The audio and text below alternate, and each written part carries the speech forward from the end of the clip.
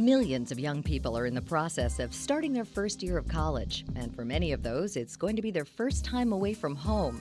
They'll have to take care of their own finances now, and that's a tough job if a student has never had a credit or debit card before. Dean Obenauer says that personal finance isn't difficult, and students should learn the basics before they head off to school. Obenauer is the Assistant Director of Financial Aid for Financial Literacy at Creighton University in Omaha. Half of the students are probably geared up to start thinking about finances. The other half is just something they're not quite ready to deal with. And every time I meet with a group of students, I just tell them, personal finance is not rocket science, but it is all about taking a little time to connect the dots and do the math. So it does take a little bit of time to be ready for it. One of the most important lessons a college student or anyone else needs to learn is how credit cards work. Obenauer says that the plastic is a big temptation for many students, and not understanding the ins and outs of a card can put a young person in a sticky situation. I think probably the biggest thing that they don't understand is that a credit card is not extra income.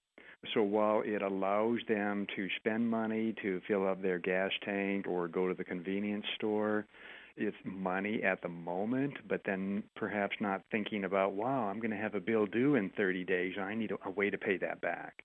And so the biggest thing is that they understand that using a credit card is more like taking out a loan because you have to have a way to pay it back. He says that although you can use a credit card to buy almost anything, there are certain purchases that are better to charge than others. I tell students to use a credit card for stuff that they would normally do anyway, like if they're living off campus and they spend $100 a month at the grocery store, then just use it for the things that you normally purchase every week or every month. And then the money that is in your checking account that you would have used to buy groceries, then you use that to pay off your bill every month rather than going and having more fun with that. So the big point is make sure that the credit card gets paid off every month so that there is not additional finance charges or interest due. The biggest mistake I see is where students may want to finance their new computer or a spring break vacation and not really considering how am I going to pay that back. So they end up making the minimum payment, which is all that's required, but then they pay so much in interest and finance charges by taking longer to pay it off. Jeff Reeves says that parents can help their kids learn how to use cards responsibly by being involved in their child's understanding and use of credit cards from the very beginning. Reeves is the executive editor of InvestorPlace.com. Responsible use of credit is a huge thing for people to learn. I think it's important for teenagers and for young adults going off to college to have a credit card, to have it for emergencies. But again, like I said before, people are going to make mistakes. Make sure that limit is low. Make sure you open the bills together and you talk about it. Make sure that they know that they have help, but also that they have oversight. And I think the ability to learn how to use credit and pay off your balance in full is an incredible life skill. And I wish more people learned that early on as opposed to maxing out their credit cards and finding out the hard way. This is not how you're supposed to live your life. Obenauer says that putting a student on the parent's checking account is not the best idea because the young person shouldn't think that they have unlimited access to their parents' money. Instead, they should have a checking account of their own with a debit card. Finding the right debit card for a young person takes a little research, and it pays to shop around to get the most convenient and economical one for your student's expenses and lifestyle. I think they should be looking at the cost of the debit card. Some of them may have fees associated with it, such as an annual fee. It's very expensive overdraft fees or late charges or over-the-limit fees. So it's really important to do homework then as far as what the true cost of that debit or credit card would be. So that's a pretty important conversation they need to have with their personal banker. The next step in the financial process is the dreaded B word, budget. Reeves says that we should all learn to live within our means, and that begins with the basic knowledge of what's coming in and what's going out. Number one is a lot of people don't even budget in the sense of knowing what their expenses and their income are.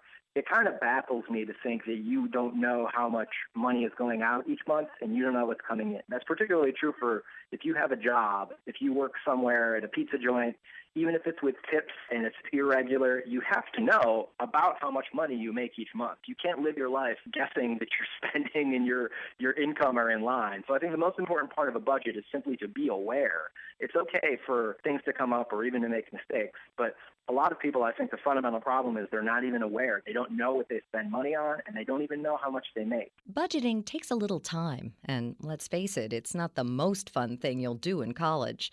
Obenauer says that he looks at it as another plan, just like scheduling classes, keeping up with exercise, and making time for fun. It's basically sitting down, figuring out, okay, what do I have for the month or for the semester? What are my expenses? And then how am I going to make it work? So it does take a lot of thought, and for those students who don't really know how to start, I pull out the old school method and say, write it down. Take the pencil to the paper and write down your income and your resources and your expenses. And once you have a feel for that, then there's a lot of free software out there. There's a lot of apps out there. I know you do everything on your smartphone, but to kind of get a feel for how it works, just try writing it down. Part of the college experience is making new friends and going out to have fun with them. Peer pressure can upset even the most carefully planned budget. Why does it seem like it's always your turn to buy that pizza and beer? Both Obenauer and Reeves say it's tough to say no sometimes, but if you don't want to go into debt, then you'll have to learn how to do it, and with conviction. That becomes a major discipline issue, meaning that you need to discipline yourself to make your budget work, or else you're going to get into trouble. So that takes building some skills. It takes changing some behaviors. If you just purchased a round and then it's somebody else's turn and they're trying to get you to purchase another one, then you have to be strong and say, no, I just got the last one, it's your turn. So it does take a lot of discipline to maintain it. I think one of the hardest things that people have to deal with, financial or not, is keeping good company. The habits of the people around you affect you. I have 2 daughters, and I really hope when they get to be of dating age, which will hopefully not be for 30 years or whatever, that when they decide that they want to date and meet someone and hopefully build a life together with a partner, that it's someone of like mind with them. It's someone where they agree on the big issues. If you can't agree on how many times a week you should go out, whether or not you should just get a 6-pack of beer and a pizza and stay in, or go to a 5-star restaurant, put it on your credit card, you can't agree on that stuff. You sure as heck aren't going to be able to agree on a house, how to raise your children, how to love each other in a way where you can both see eye to eye. This goes for and not just marriage and partnerships like that, but also just good friends. It's really hard to have good friends where they don't share your values. So I would say that college in many respects is one of those times where you find out who you are and you find out who your friends are. What if you do get into trouble with your credit cards and you can't seem to see your way out? Obenauer says it's another question of discipline and sticking to a plan, even though it might hurt. Stop using that credit card. Put it in a bowl of water and then freeze it so you can't use it easily. But then if a true emergency comes up, and I say true because we know that emergencies don't happen at the mall. Some students may think that, there's this great sale, I got to put that on my credit card. But if there's a true emergency, then they can thaw out that credit card in a hurry if they really do need it. But the main point is just to put it away and stop using it. And if you don't have the money to do something, then you don't do something. Reeves says that you'll need to streamline your budget so you can pay off the credit card as soon as possible and get rid of those finance charges. Lessons about budgets, credit, and spending shouldn't wait until a young person is off to college. Both Reeves and Obenauer say that parents should start schooling their kids about money before they even get to kindergarten. I have a 6-year-old and a 4-year-old. We talk about money a lot. It's not exactly adult conversations about mortgages and PMI, but it's important for them to understand kind of how transactions work. I'm a firm believer in allowance. I'm a firm believer in kind of involving your child in as much responsibility as they can get. For instance, school shopping is just a couple months away for many families. Instead of just telling your kid you need 2 jeans and 3 T-shirts, talking about how much money you plan to spend on and then helping them budget that with you. I think it's important to give kids responsibility early on, particularly because everybody makes mistakes. You want them to make mistakes small and under your roof as opposed to, a freshman in college taking out a credit card and going to the bar with it. Better to make those mistakes at home first. It's just so important that parents have that conversation with their children early. I have heard that some parents talk with their kids more about sex than they do about money. So it goes back to the old kitchen table talk. Let's find some quality family time.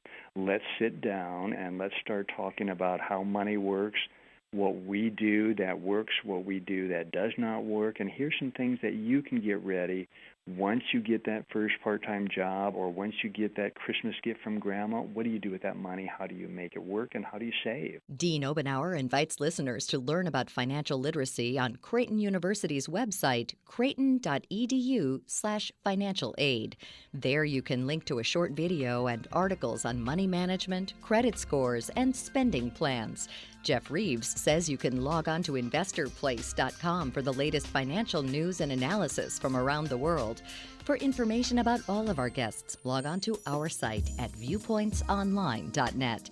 You can find an archive of past programs there and on iTunes and Stitcher. Our show is written and produced by Pat Reuter. Our production directors are Sean Waldron, Reed Pence, and Nick Hofstra. I'm Marty Peterson.